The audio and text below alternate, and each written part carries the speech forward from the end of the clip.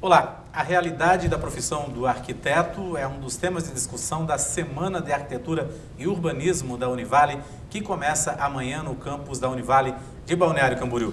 Aqui no estúdio eu converso com o professor Carlos Barbosa, que é o coordenador do curso de Arquitetura e Urbanismo, e também com Eduardo Bertec, que é o presidente do Centro Acadêmico de Arquitetura e Urbanismo da Univale. Obrigado pela presença de vocês, professor. Professor, muita discussão aí, né, em torno dessa profissão, do arquiteto, com essa nomenclatura de arquitetura e urbanismo, a partir de amanhã lá no campus de Balneário Camboriú. Essa é a nossa 13ª edição dessa semana acadêmica, que para nós é um dos eventos mais importantes do ano, não é? Onde a gente, ela é de responsabilidade dos alunos, por isso aqui a presença do Eduardo, né, do Centro Acadêmico, mas tem a plena apoio da coordenação. Então, provavelmente é a época do ano que a gente para o curso, né, são 3 dias de discussão, recebemos muitos convidados de fora, esse ano temos convidados da Argentina, da Colômbia também. Então é um período que a gente para o curso para poder discutir esses encaminhamentos da profissão, as novidades, qual é o futuro que a gente espera da arquitetura e do urbanismo para Santa Catarina e para o Brasil em geral, né? Uhum. Então são bastantes temas para serem discutidos, né, Eduardo? Como é que vocês elaboraram isso e foram buscar essas pessoas para trazer, né? Isso aqui também, além da teoria, isso enriquece muito aí na prática para vocês também, né? A primeira coisa que a gente pensou para a Semana de Arquitetura e Urbanismo foi o tema, que é uma coisa muito atual, que é a arquitetura do século XXI, definindo o presente e caminhando o futuro, que é o nosso slogan. A gente pensou nesse tema porque desde o começo da arquitetura, da pré-história, onde se lapidava as cavernas, a gente tem uma definição de linguagem arquitetônica para cada um desses períodos até chegar nos dias de hoje.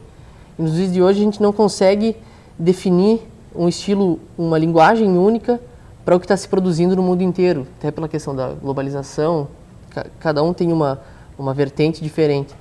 Então, por essa questão, a gente trouxe profissionais de diferentes atuações que fazem projetos não só no Brasil, como o professor Carlos já comentou, do arquiteto de Medellín, da Colômbia, que vem, do arquiteto de Buenos Aires.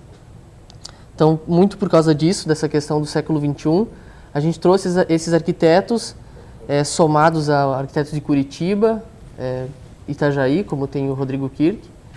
São Paulo.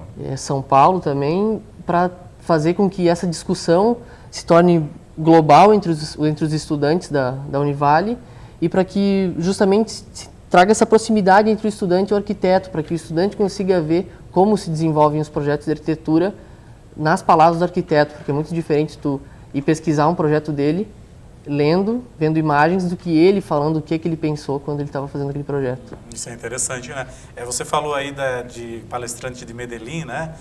Medellín é uma referência, porque o Fórum da Bicicleta, que foi em Curitiba este ano, vai ser em Medellín, né, no ano que vem. É uma referência de mobilidade? Medellín é uma referência de mobilidade, de urbano e de arquitetura, porque Medellín, até uns 5, 6 anos atrás, era conhecidíssima pela questão da violência, e a gente sabe que muito dessa violência diminuiu por causa das intervenções urbanas que foram feitas na cidade, a nível da cidade, né, do urbano, como também intervenções menores, como bibliotecas, centros comunitários e tal. Então é importante a gente escutar essa opinião, essa visão de um arquiteto de Medellín, porque ele tem uma realidade muito próxima da gente, né? Não sei se o Eduardo concorda, mas a gente estudar a arquitetura da Europa, dos países muito avançados, às vezes foram coisas muito distantes da nossa realidade, porque nós somos um país ainda de desenvolvimento e tal. E a Colômbia é um país muito parecido com o nosso, que tem o mesmo nível de desenvolvimento. Então é muito interessante a gente ver como soluções são possíveis para o nosso nível de desenvolvimento também. Então essa questão de a gente trazer a questão da referência de Medellín, para nós é fundamental. Acho que hoje em dia é uma das referências mais conhecidas, mais conceituadas no mundo, é a questão da arquitetura e do urbanismo em Medellín. A gente às vezes não pensa na Colômbia, em Medellín, quando a gente fala de arquitetura desenvolvida. Mas esse escritório que está vindo, ele é especializado em arquitetura bioclimática. Então, é um clima quente, é o que acontece em muitos lugares do Brasil e que podia ser adaptado, que deve ser adaptado para a arquitetura desempenhada pelos arquitetos brasileiros. O que seria essa arquitetura? O que se pensa assim, na academia, né, sobre essa arquitetura do século XXI? O que está saindo de novidade, assim, que podem ser discutidos, né, nessa semana? A arquitetura do século XXI, acho que ela pega todos os melhores aspectos que já se desenvolveram das linguagens do passado. Ela agrega não só a questão que muito se fala hoje da alta tecnologia, do design, talvez o design paramétrico, que são edificações que se moldam conforme se dá o entorno, conforme é a insolação, a ventilação. Ela soma essas questões tecnológicas com as questões desde a arquitetura vernacular, que é a arquitetura de saber usar os materiais do local, de moldar ao local, e faz essa linguagem tão diferente, tão grandiosa que se tem hoje em dia. Quando a gente fala também em arquitetura do século XXI, vem logo na cabeça assim, essa palavrinha que é sustentabilidade, né? Não é só para preservar o meio ambiente, mas é para reutilizar materiais, é isso também que se pensa, é isso? Eu acho que sustentabilidade hoje em dia é uma palavra que se usa assim de uma maneira muito geral, né? Então ela passa por isso que tu estás falando, que é a questão física da sustentabilidade, né? Que é a questão do reuso de materiais, usar os materiais que estão próximos à tua área, tirar o máximo de proveito das condições ambientais que aquela arquitetura está envolvida, mas ela vai um pouco além, né?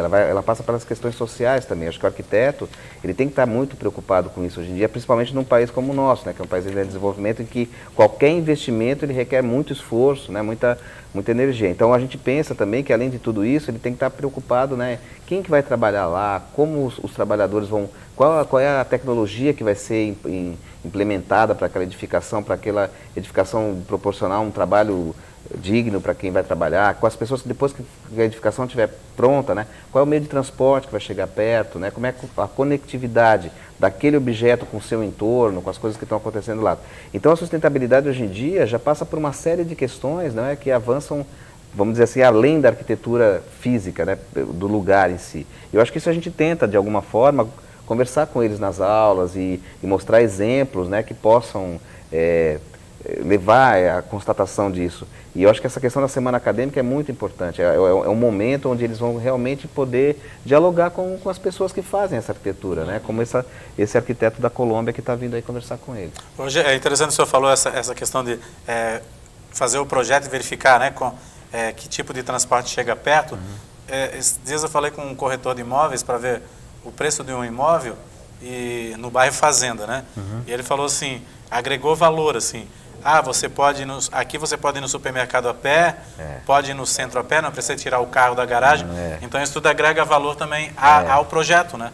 É preciso pensar nisso também, né? Essa questão da mobilidade que está falando especificamente, isso hoje é uma coisa fundamental, né? Tem os dois lados. A gente tem uma visão diferente, né? Que é agora a cidade compacta, né? Que você poder trabalhar, viver, lazer, tudo muito próximo, usando até os vazios urbanos que a gente tem hoje em dia, por exemplo, o centro, que fica vazio à noite, dá vitalidade desse centro, e criando centros menores que as pessoas... Policentralidades, que a pessoa não precisa mais se deslocar ao centro. Então, isso que você está falando é importante. E a questão da mobilidade em si, né? Como temos que começar a repensar a questão do uso do carro individual, né?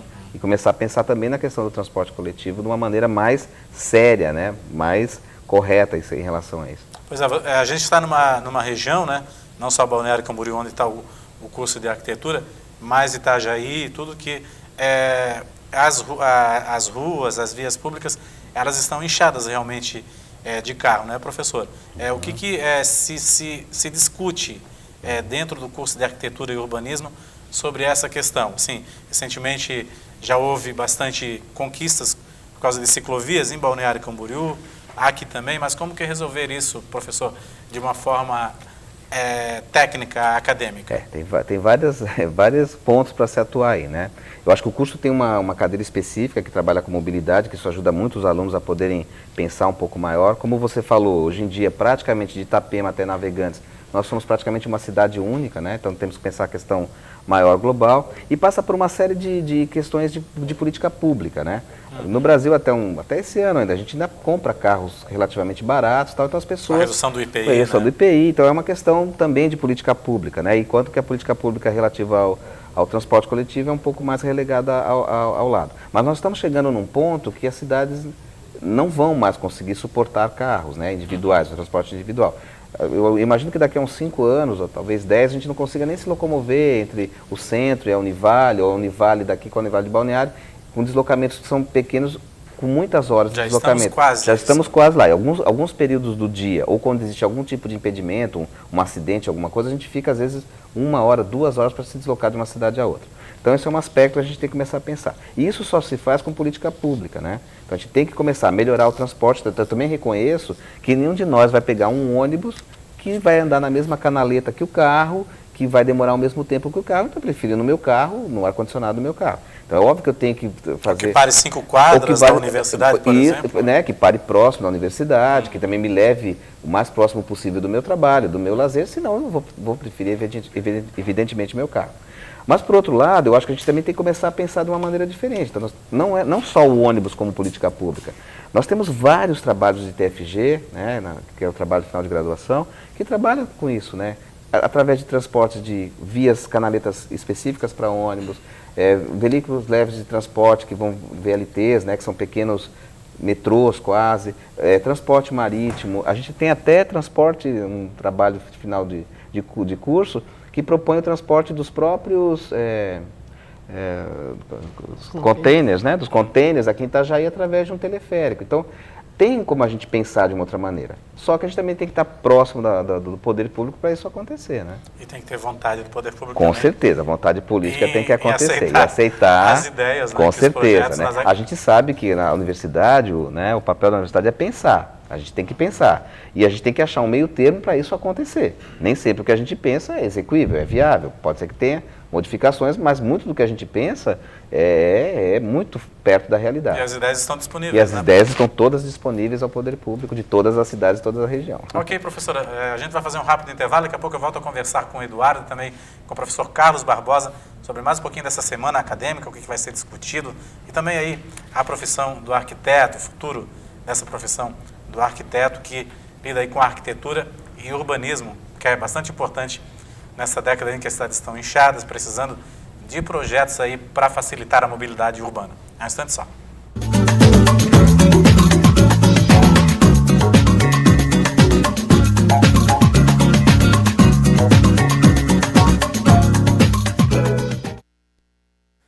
Olá, o Painel Univale está de volta. Hoje o nosso assunto é a arquitetura do século XXI, um tema que aí vai ser discutido na Semana de Arquitetura e Urbanismo, que começa amanhã no campus da Univale, em Balneário Camboriú. Eu converso aqui no estúdio com o professor Carlos Barbosa, que é o coordenador do curso de Arquitetura e Urbanismo, e também com o Eduardo Berté, que é o presidente do Centro Acadêmico de Arquitetura e Urbanismo de Balneário Camboriú, que é o centro que está promovendo aí, organizando todo esse evento que vai ser discutido aí. São vários assuntos a serem discutidos, e eu estou aqui com a revista, né, do curso Arqué, né, professor? Bastante interessante, uma revista que tem 18 anos, e abri aqui na página que tem a Cidade dos Mortos, o complexo mortuário para Joinville, em Santa Catarina. Então, para se ter uma ideia da função do arquiteto e do mercado de trabalho que o arquiteto tem, né, professor? Isso aqui é um trabalho de conclusão de curso também, é isso? Trabalho de conclusão de curso. Então, aqui é uma revista que esse ano nós comemoramos 18 anos do curso de arquitetura, não é?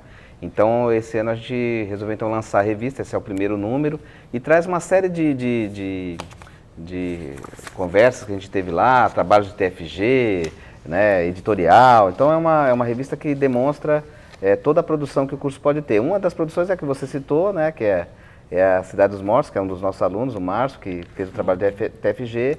Então, pensando então numa cidade, num espaço onde tinha crematório e cemitério para a cidade de Joinville. Um cemitério vertical. Cemitério vertical. Em Santos tem um cemitério vertical. Claro que não é tão sofisticado assim, né? Mas é um dos exemplos do que o curso pode contribuir com a sociedade e um dos exemplos das áreas de atuação que o arquiteto urbanista, né, que trabalha com as escalas mais variadas, pode executar.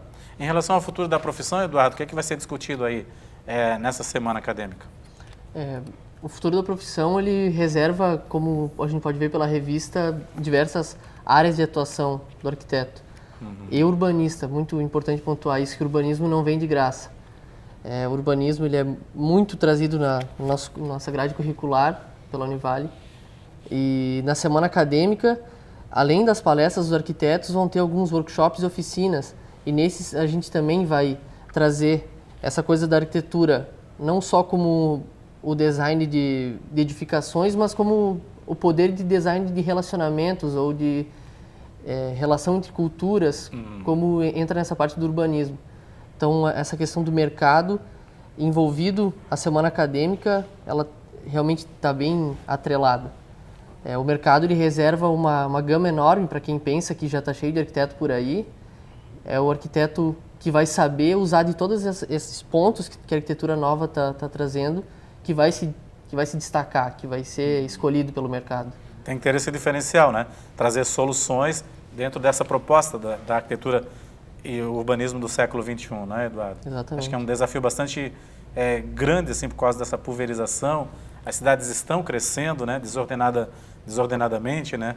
Aqui em Itajaí a gente tem esses exemplos, né, professor? Então, tem que trazer esse diferencial mesmo, né? Sim, tem que saber usar do máximo de artifícios que o arquiteto aprende na faculdade e botar em prática para que não só a edificação se torne melhor, mas para que todo o entorno, toda a cidade se construa e se eleve, se torne melhor. Agora, como que é trabalhar assim, por exemplo, a cultura local em meio dessa arquitetura do século XXI? A gente vê que, por exemplo, aqui em Itajaí não há muito esse trabalho, né?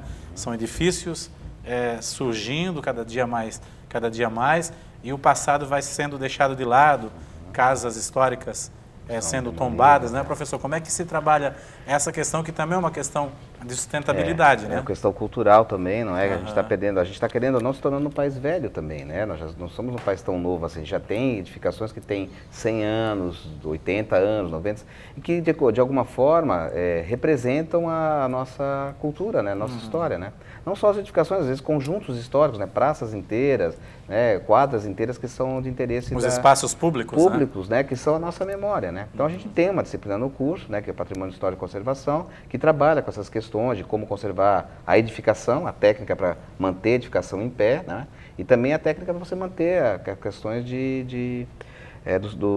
dos centros, né, históricos também renovados. E além disso, como eu estava comentando, além de ter essa disciplina voltada à restauração de edificações, tem um projeto que se desenvolve no terreno que já tem uma edificação histórica, no desenvolvimento de um centro cultural. Então, tu tem que saber pegar a linguagem do histórico e propor uma coisa nova conversando com aquilo, o que muitas vezes não acontece exatamente, o que na maioria das vezes não acontece. Né? Por coincidência, essa edificação histórica é a fábrica de papel que acabou de ser demolida na cidade, né? Exatamente. Que nós passamos anos trabalhando, já dessa disciplina algumas vezes, passamos um tempão trabalhando, construindo essa preservação e no fim, né, a gente sabe que foi perdida, a fábrica foi recentemente demolida. Nós vamos continuar trabalhando até para preservar a memória e tal. Então, é muito difícil a gente poder fazer esse equilíbrio, como tu estava perguntando, entre o histórico e o que realmente dá valor, né? Porque, querendo ou não, o Brasil tem essa coisa do consumismo, da coisa imediata, né? E a arquitetura, de alguma forma, também entra nesse mercado, né? Onde que as coisas novas é que têm valor, as velhas não têm. Não estamos dizendo que precisa preservar a cidade inteira, mas algumas coisas que são de interesse público devem ser. Por isso que existem leis de tombamento, né? Incentivo à conservação do patrimônio. E a nossa região aqui tem algumas edificações, alguns conjuntos que são imprescindíveis de se manter, né? Tem até em Balneário Camboriú um edifício onde tinha uma capelinha e a capela foi preservada. Foi preservada, do lado, não lembro bem o número da rua, mas existe essa edificação. Existe o bairro da Barra. Esses dias, recentemente, a professora de patrimônio identificou algumas edificações antigas em Itapema, que é um lugar que a gente nunca imagina que tenha edificações da década de 20, do século passado, que a gente está tentando, de alguma forma, agora também estudar e propor. Camboriú também. Camboriú tem algumas edificações também que tem que ser preservadas, que a gente está tentando agora, de alguma forma, montar um plano de ação para poder preservar essas edificações, que de alguma forma representam a cultura local, né? Mesmo as cidades nossas sendo recentes, né, de 60 anos, 50 anos, mas a gente tem que preservar esse patrimônio. Né, nisso Florianópolis até conserva bem mais. Né? Florianópolis é uma cidade um pouco mais antiga, já também tem uma lei municipal um pouco mais consolidada, mas mesmo assim, eu particularmente moro em Florianópolis e tem uma série de edificações que já foram perdidas com o tempo, né? No tempo que eu estudava arquitetura, muitos anos atrás, hoje em dia muitas já não existem mais, né? E a questão a questão também que agrega valor ao turismo, né, professor? Agrega. Assim como acontece em Paraty, né?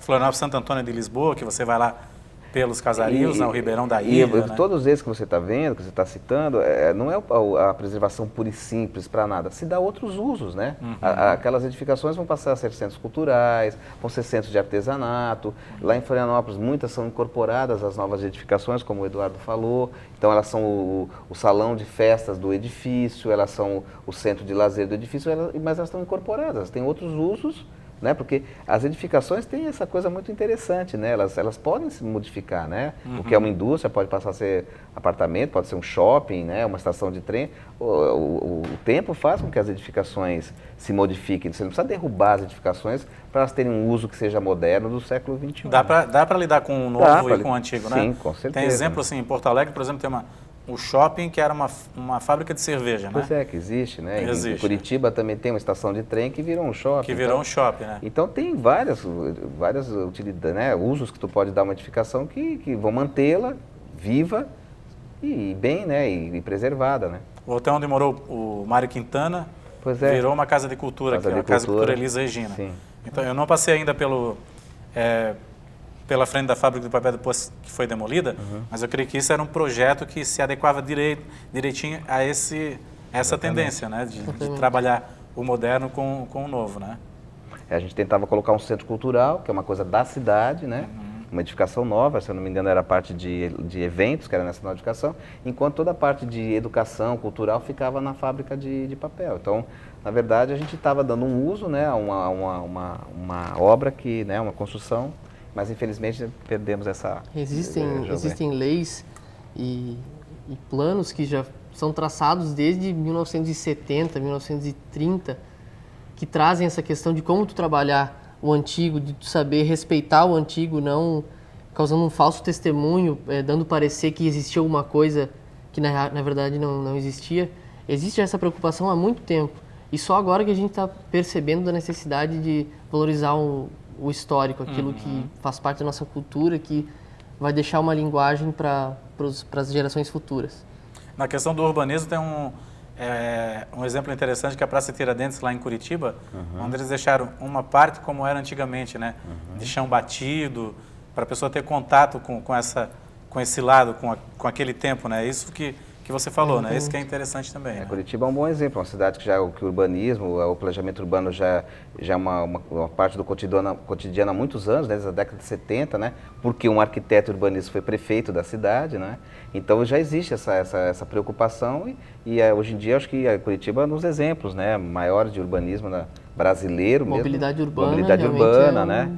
A gente estuda muito na universidade e hoje em dia é um dos grandes exemplos de urbanismo brasileiro. Eduardo, para quem está saindo do ensino médio agora, que ingressar na faculdade de arquitetura e urbanismo, assim, qual é o seu conselho? Assim, vocês, pelo que eu vi, vocês são bem dinâmicos, né? Fazem uma semana aí, organizam, né? Buscam, pesquisam, né? Então, o que é interessante? Assim? Muita gente sai do ensino médio achando que a arquitetura vai ser só desenho e cálculo, mas a gente vê que isso é muito pouco do que é feito. Realmente o desenho vai te dar uma base muito boa de criação e o cálculo vai te dar uma base muito boa da realidade que tu pode ou não fazer numa edificação. Mas para quem está saindo do ensino médio, eu acho que fica essa questão de ter a mente aberta, porque a arquitetura envolve muita coisa. E saber que a criatividade é o que vai fazer tu se destakar e não a repetição, como às vezes a gente vê hoje em dia. Inclusive essa questão de ser empreendedor também, né? Exatamente. Gestor do empreendimento. O arquiteto ele pode trabalhar em diversas áreas, ele pode fazer só projetos, ele pode fazer projetos de urbanismo, como ele também pode fazer essa questão de empreendimento, às vezes, de uma edificação, ir lá tocar a obra, como falam. Então quer dizer que começa então amanhã, 8h30 da manhã, é isso? Lá no campus? Exatamente. Amanhã, a partir das 8 horas, já tem oficinas e workshops que vão acontecer durante a manhã e durante a tarde. E o mais importante que são as palestras, que são com os arquitetos que a gente trouxe de diversos lugares, e vão acontecer a partir das 7 horas e vão acontecer até às 10h30. Ok. Obrigado pela presença de vocês. Sucesso aí lá na semana, que eu creio que vão sair muitas ideias, né? A empolgação dos alunos com esses palestrantes que vêm também, né? Vai sufocar ainda mais a criatividade e as ideias, né, professor? Obrigado aí pela presença de vocês, viu? Nós aqui agradecemos. Ok, o Painel Univale fica por aqui, até o próximo programa.